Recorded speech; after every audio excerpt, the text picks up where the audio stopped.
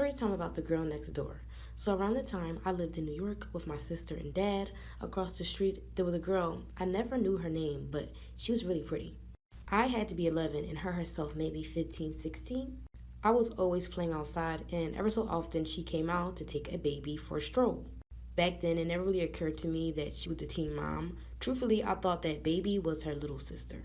And the baby would cry all the time, and she could never get the baby to quiet down. The guy she lived with, which I believe was her dad, would get mad at her when she couldn't quiet the baby down. There was a particular night after 4th of July, the baby was crying and again she couldn't get the baby to stop crying. At that time I was outside jumping rope and I heard a slap and a pound against the door and the baby stopped crying. I was scared that something happened to the baby, but come back for part 2 so I could tell you guys what happened.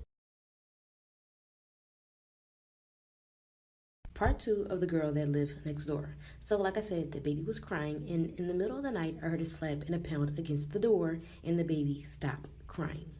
I was afraid that something had happened to the baby, so I ran across the street and I listened to the sounds behind the front door. The guy that lived there had opened the door and I fell into the house. He yelled at me saying, "What are you doing on my property?" When I got up and I looked up, the baby was on the ground and the girl had bruises on her face. I told him I was sorry and I asked what happened to the baby. He yelled at me, telling me to get out, and the girl got up to pick the baby up and the baby started crying again. I got scared and ran back across the street. And the next day, the man came back and knocked on my door. Come back for part 3. Part 3 of the girl that lived next door. So like I said, the man came back and knocked on my door. My sister had answered and he asked my dad, but around that time my dad wasn't home, so he just left. From then on, I was kind of afraid of going outside because I was afraid that the man was going to see me, so for a whole week I never came out. When I finally decided to go out, I asked my sister to come with me and play jump rope. While we were outside playing jump rope, our neighbors across the street, second floor, blinds opened, and I looked up because the blinds are never open.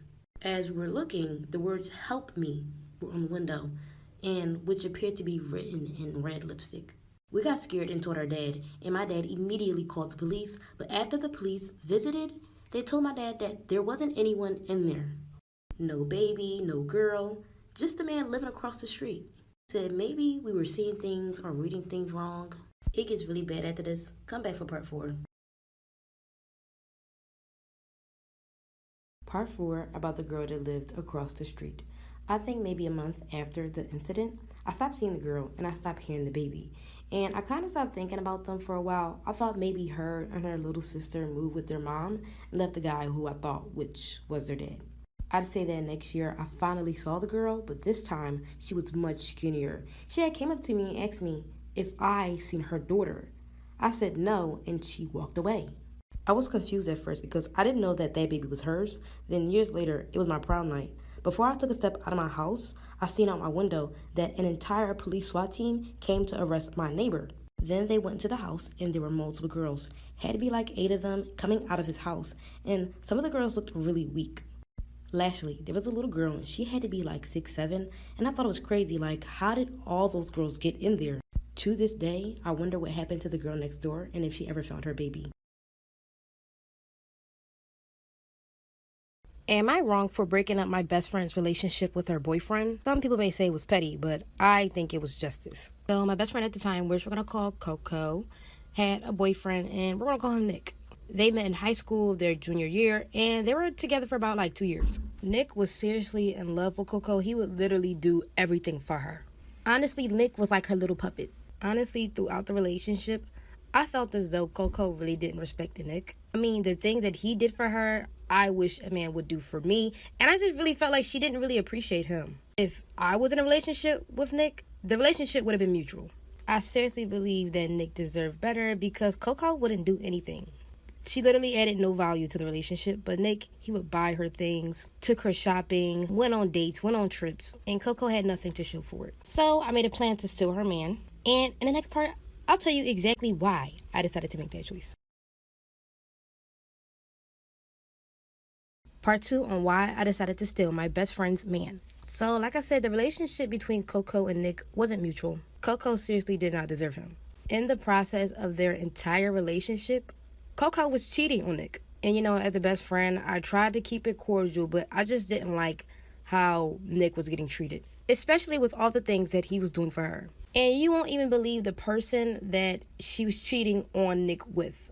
My crush. And she knew that was my crush. She tried to hide the fact that she was talking to him, but I ended up finding out through mutual friends. I never confronted Coco about it because I just wanted to see if she would be honest with me, but for weeks she never did. So one day I decided to go to Nick's house, and I practically told him what it was. At first he didn't believe me, but then once he realized me, out of all people, would come to him about the situation, he understood and felt heartbroken. So we created a plan to hurt Coco. Come back for part 3.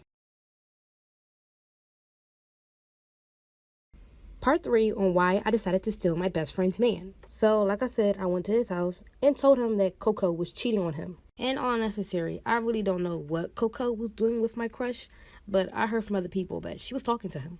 And honestly, that was enough information for me. And we decided to plan a romantic sneaky link and invite her an hour later. In the process of us doing this, I didn't expect anything to happen, but it did. And I don't know if he expected anything to happen that night, but he practically ended up cheating on Coco with me. Later that night, when she finally arrived, Nick told her she actually needed to go home and that he was busy doing something, even though he invited her to come over. She felt something was off, so she ran upstairs to his bedroom, which was where I was. When she saw me, she yanked me by my hair and pulled me out of the bed. And the rest was history. I ended up finding out 2 weeks later after that incident, the only reason why she was talking to my crush was to get him with me. This Storytime is from a follower, and she really needs advice. By the way, we're calling her Kalani. Kalani is 17 years old, and she just got out of a 2-year relationship. About 2 months later, after the relationship ended, she thought she was ready to get back out there. Her friends convinced her to get on a dating app, and they made a profile for her. Occasionally, she'll go on the app and talk to a couple people, but nothing would ever work. In her settings, she made herself available to guys all over the world, but until recently, she decided to change it to her city. As she was swiping through, she came across a profile that looked like her dad. She was honestly shocked, so she clicked on the page, and everything about him was him. His age, where he worked, where he lived. For a moment, she thought maybe this could be a fake page. Then she digged more into his profile and seen pictures that she's never seen before. She doesn't know if she should confront her dad or tell her mom. Give her some advice down below. Or please. This story time is from a follower, and he really needs advice. So we're going to go ahead and call him Junior, and Junior is 21 years old. Junior has a medical condition which keeps him from working a regular job. His family supports him. They pay for his rent, they pay for his travels, and they pay for his education. And Junior is gay. He said he's known since he was 12. He said that he has a boyfriend and they've been together for 3 years, which, by the way, we're going to call Drake. Drake has never met Junior's parents, and now he's getting a bit anxious, and he said that he's tired of being kept a secret. Drake has been getting distant, and he doesn't know how long he could stay in a relationship while being hidden. Steven said the only reason why he hides Drake is because his family is very homophobic, and he's afraid that his family might cut him off. He's afraid that he might become homeless, and he doesn't want anyone else trying to take care of him. But he's afraid keeping him a secret might make him lose Drake. Please comment down below, or please make a...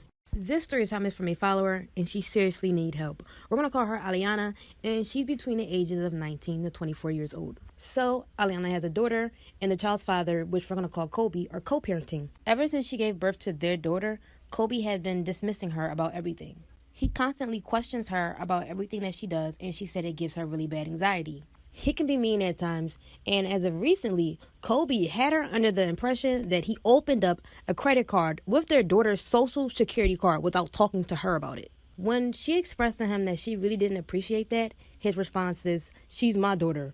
I don't have to run anything by you or anyone else. I'm going to do whatever I want."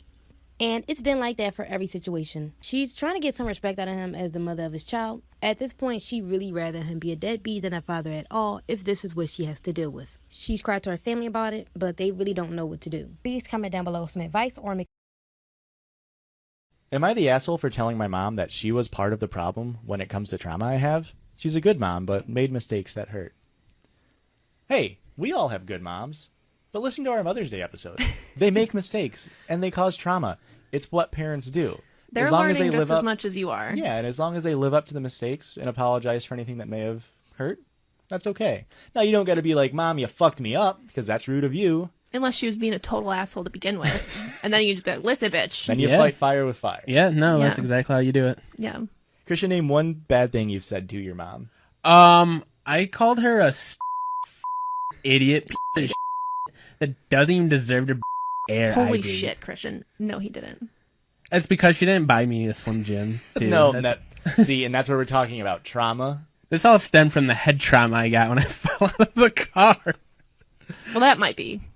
Am I the asshole for getting mad at this girl friend that I've known for 5 years? She asked for $50 for her phone bill, and I gave it to her. She said she liked me. I had a crush on this girl for a little while, and I gave her the money. After that, she blocked me, and I found out she got a new guy, and she hasn't given the money back. You're a bozo, buddy. Buddy, that's a bad deal. Oh, why were you expecting the money back? First of all, did she tell you that she liked you, liked you, before she asked for money or after? Either way, you're not the asshole. No, you're getting used. You're not an asshole. You're not the asshole, but you're the sucker. You paid $50 to learn a valuable life lesson, which is... Some people suck. It's rough. Yeah. If you're only out 50 bones, it could be worse. It could be, but it still sucks. No. Yeah, we feel for you, man. But the judges love you. We sure do. So just send us $50. If you send us $50, we'll date you. We will love you forever. Until that $50 runs out and we're going to need another one. Am I the asshole for calling out the people who had sex in my RV's bathroom? Last weekend, my girlfriend and 16 other friends of ours went camping in my RV. All of us slept in the RV except for 2 people who slept in their car. What an insanely large RV. We were all fairly close, but then disaster struck. Someone decided to fuck in our bathroom. They not only left the condom in the bathroom trash can, but they also had footprints on the mirrors, the walls. For some reason, the footprints really stuck. I saw it and I was annoyed that someone did that. So I called everyone over and said, someone had sex in our motorhome, and here's the evidence. Cinderella style, and they put each foot up to match. Nobody said anything, but a lot of people were snickering and laughing. Someone else suggested that we should uncover the mystery together. We ruled out 3 of them because they were gone fishing. 2 of them had girlfriends, so it wasn't them or their girlfriends either. 4 more were out in town buying stuff. Okay. There were 2 lesbians, so another 2 down there. Only 5 are left. We then said everyone had to put their feet up against it. I was right! 2 of them refused, and the prints didn't match with the other 3. Okay. They then reluctantly put their feet up. It matched. Now, hang on. Both of them had footprints on the mirror? Okay, now you hit me from the back. They're just playing Twister in there, dude. The girl then broke down crying, and the guy is pissed that we called him out for it. I said he was rude for having sex in my bathroom. It's not that big of a deal. And we were just having a fun time solving the mystery. They both went home early. I don't blame him. Am I the asshole? Yeah, this dude sucks.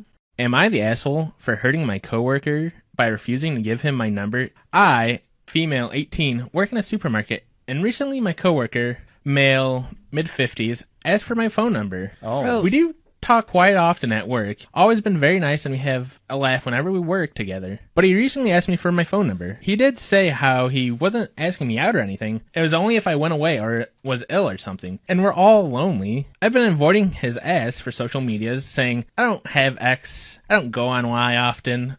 But when he asked me for my number, I flat out just said no. Cue some awkward laughter because I'm just an awkward teenager. Here's when I think I might be the asshole. Walking back from a little job at the end of the day, he asked the time, so I got my phone. And he asked me why I wouldn't just give him my number if I had it on me. I still didn't give it to him. I feel like the asshole because he's genuinely a nice guy. He asked me 3 times this shift, and I don't know if he'll carry on asking me.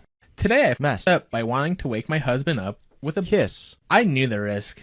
I knew it damn well, but I thought it'll be fine. Spoiler alert, it wasn't fine. I wanted to be a great wife. We talked about it in the past, and he expressed his interest in this lovely way of being awoken from his deep slumber. And today, I woke up before him and decided to just do it. I just started doing my thing when a strange taste started hitting my taste buds. I wondered what he ate that his spit tasted so weird when my mouth got filled more and more until I realized he sneezed. No, come on. A lot. I started screaming. My poor husband woke up, confused with his tongue out, saliva, and all over him, in the bed, and his screaming and crying wife who was running into the bathroom to throw up. 0 out of 10. Would not recommend to use this method to wake someone up. Coworker got his lunch stolen, and they've agreed to let him watch the security camera tape. This is the most excited I've ever been at any job ever. The lunch in question was shrimp fried rice, which means this escalates from a misdemeanor to a felony, no doubt. You tell me a shrimp fried that rice? Lunch was in the fridge for less than an hour before it vanished. Wow. No shrimp smell remnants in the microwave or the kitchen. Ate it This cold. was a professional hit, no doubt. Holy shit. He's back. He watched the tape. He knows who did it. Uh-oh. The person who stole his lunch sits right next to me. According to the video, this psychopath didn't even eat the food. She took it out of the fridge and threw it and buried it in the trash. Her motives remain completely unknown. In lieu of what he saw on the tape, he has decided to not press the matter more. Can't say I blame him. We don't know what this woman's fully capable of. Yeah. You know, if she's throwing away lunches, she might fucking throw away your life.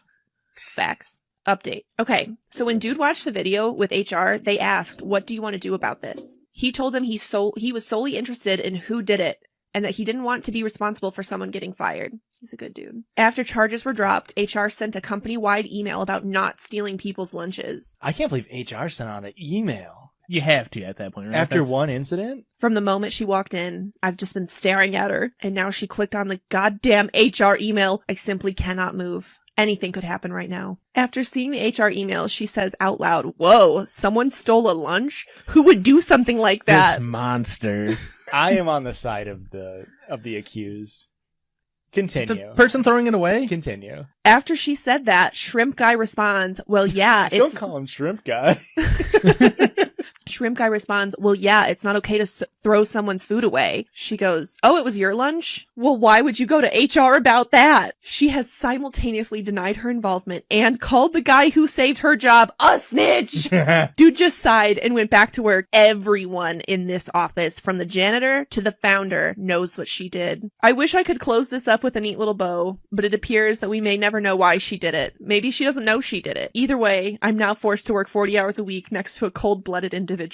Am I the asshole for not disclosing my sex life to the bride when I was a part of her wedding party? My friend Abby is beside herself and is having a meltdown over something that happened over 7 years ago while we were in college. Abby's husband of 3 years decided to mention to her that back in college, he and I had a brief, non-committal physical friendship when I was in between relationships. The booty calls lasted all of several months, and when it was over, it was over. Like, no big deal. That's a long time. And I had specifically requested that he keep the knowledge of our booty calls to himself, as I did with all my booty calls. All of this happened before Abby started dating him after college, and like I said, ancient history. Abby is furious that I would keep this from her, especially since I was in her wedding party. I get that she might have been uncomfortable with having me as a bridesmaid had I been actively hooking up with her then fiance, but as I said, it was ancient history and predated their relationship. I'm just really baffled by the etiquette around this situation. Am I the asshole for not disclosing my sex life to the bride when I was a part of her wedding party? My friend Abby is beside herself and is having a meltdown over something that happened over 7 years ago while we were in college. Abby's husband of 3 years decided to mention to her that back in college, he and I had a brief, non-committal physical friendship when I was in between relationships. The booty calls lasted all of several months, and when it was over, it was over. Like, no big deal. That's a long time. And I had specifically requested that he keep the knowledge of our booty calls to himself, as I did with all my booty calls. All of this happened before Abby started dating him after college, and like I said, ancient history. Abby is furious that I would keep this from her, especially since I was in her wedding party. I get that she might have been uncomfortable with having me as a bridesmaid had I been actively hooking up with her then fiance, but as I said, it was ancient history and predated their relationship. I'm just really baffled by the etiquette around this situation. So this was sent to us on Instagram. Am I the asshole for making this girl turn lesbian? Oh, I think you're too confident in your abilities, my man. In middle school, I didn't really care too much about school. And just and just sticked around for the most part. There was a girl in my class who liked me nearing the end of the year, and me and my friends thought it would be funny to pull a prank on her. This girl was extremely Christian and told me she would never end up liking girls. My friend Harris knew how to open up people's lockers at school. Harris sounds like a dude that would know how to open a locker. Every friend group had a Harris. So he went to the locker Neil and Patrick or otherwise. I said, "Don't write anything bad and just write something stupid," which he replied, "I got you, man. Don't worry." I got the perfect line. She walks up to me at the end of the day, slaps me, and says, "You're an asshole." That's our job. Come on, guy. Me being confused, I go to my friend Harris and I ask what he did. Turns out he put dog shit in her locker and said, "I don't like you," with my name signed on the bag. That's not a note. Damn, baby girl. That's not a perfect line.